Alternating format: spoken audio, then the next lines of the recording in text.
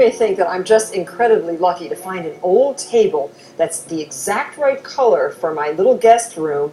Well, this is not an old table. In fact, it's really a brand new table done in this beautiful alligator finish.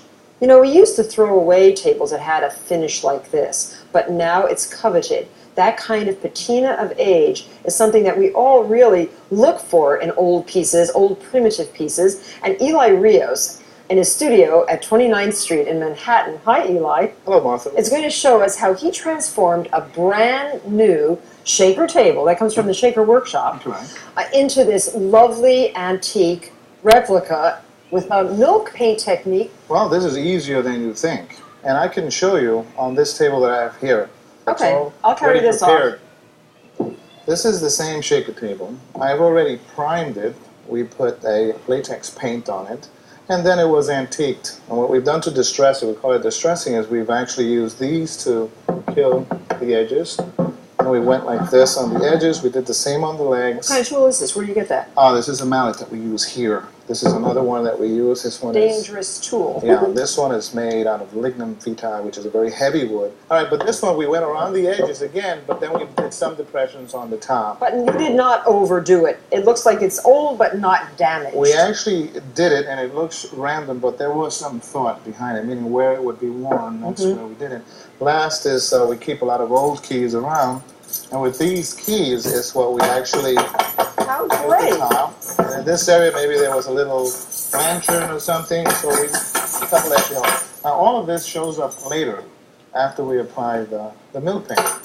This is actually milk paint made from milk with the addition of slaked lime, which has a chemical reaction with the powdered milk, and it's pigmented with earth pigments. For demonstration purposes, I'll show you two colors. We have mustard. This one and this one. Mustard. Okay. Now, all we have to do is, when we mix this, we mix equal parts water to the powder. So you can do that one, and I can do this one. Eli, where does the tradition of milk paint come from? In America, it's been used on shaker furniture. If you can imagine in the early days, when the only thing that was around in a lot of the shaker communities were cows, it was a farm, so therefore naturally you have milk. And thereby milk paint became available. The pigments were available from the native Indians. I mean, they traded with the Indians. So you got earth pigments from them. And in those days, it was just the lime, which is the same thing they used to do whitewashing. Right, the slaked lime, yes. Slaked lime mixed with the milk, except in those days they used to put it into the raw milk and separate the milk using urine. Okay? The yellow part of the milk at that time actually is called casein paint, which is also used. We use that primarily on gilding. Okay, now you could add a little more powder to that. A little more, okay. Yes. Where does one get this milk paint? The milk paint you can get at the Old Mill Cabinet Shop in Pennsylvania. Okay, so we add a little water there. We'll get a brush. The water we're using is warm water. Mix it up with a brush. Now, the consistency should be sort of thin, not too thin, depending on what look you want. In fact, the thinner the paint, the smaller the crackling that you get. And the thicker the paint, the more, let's say, alligator you get. Okay? So, the right direction we put the paint in is in this direction the same way. Same with the grain. Should I do that from this corner? Yeah, you can just do right up to there. We'll do half and half. Okay. Now, one thing you should remember is this product is non-toxic. And you clean up with water. Now, in order to crackle this, you don't have to mix anything into this. The way that we make this crackle is actually to force dry it. And we do that with a common hair blower. Oh, great. And I have one here for you before it dries.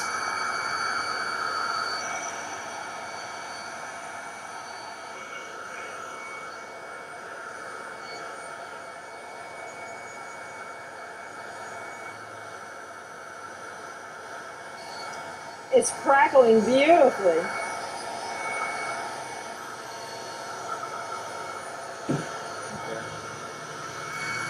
Half the table already crackled with the blue color that you like, prepared for you for the next step. Oh, great. So nice. Okay, this table has already been prepared. It's smooth.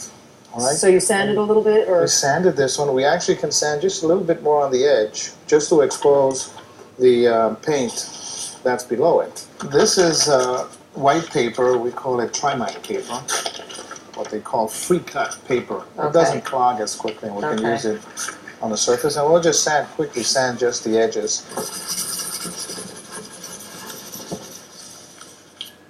Okay, the next step that we do to this is we're going to add a wax coating to this. And the wax coating is what you would normally put on a table. The exception this time is that we're going to add pigment to it in order to enhance the difference between the crackling and the background color. Good. Right? So how do we do that? And what kind of wax? The wax we're going to use is going to be the Boston's Bowling Alley Butcher's Wax, which is commonly available. The next thing, these colors actually come in pound containers. We buy them like that. Oh, all right. So these are powders. Yeah, these are the pigments, which you also get at the old mill cabinet shop. We put them in this box. I organized this so that the guys have a certain order in which to work, from light to dark. And the color we're going to use to mix in there is going to be the sienna, which is this one, raw sienna. I'm just going to show you a little bit how you do it. We actually pick up a little wax from here, and I'll dip it here. This is only for demonstration. And so you can see that the wax readily mixes. And then if we put it right on the furniture, put a little bit on there so you can see, rub it on. Okay. Let's wax the entire table. I have some wax already made with the pigment.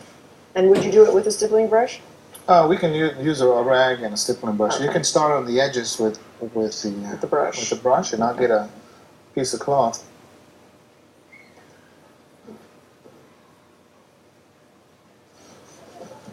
Oh, so the cheesecloth really spreads it around much faster. Spreads it around. Yeah. Just straighten it out. The next step here is we are going to just steel wool the surface, and then we're just going to buff it up with cheesecloth. Now the steel wooling, what it does is it leaves the dark wax in there, and a certain amount of it stays on the surface. And the wax will act as a protection also. That's right. For the milk paint. Water repellent. Now, if you are going to do a breakfast table or kitchen table, and you want to do a milk finish on it, it should be protected with a type of varnish. That's called hydrocoat, and you put the varnish on before the wax in that case. But for an end table like this, you don't have to use a varnish. No, not for that. So one light steel wooling will do this? Correct. Next thing is a little buffing, and it's 200 years old. That final polishing is what makes the finish extremely smooth. Well, Eli, you know how to make old furniture look museum quality, and you know how to make new furniture look old. And I just thank you so much for all your help in making us understand how these techniques work. Thank you so very much. Well, you're welcome, and it's been a pleasure. Thanks a lot.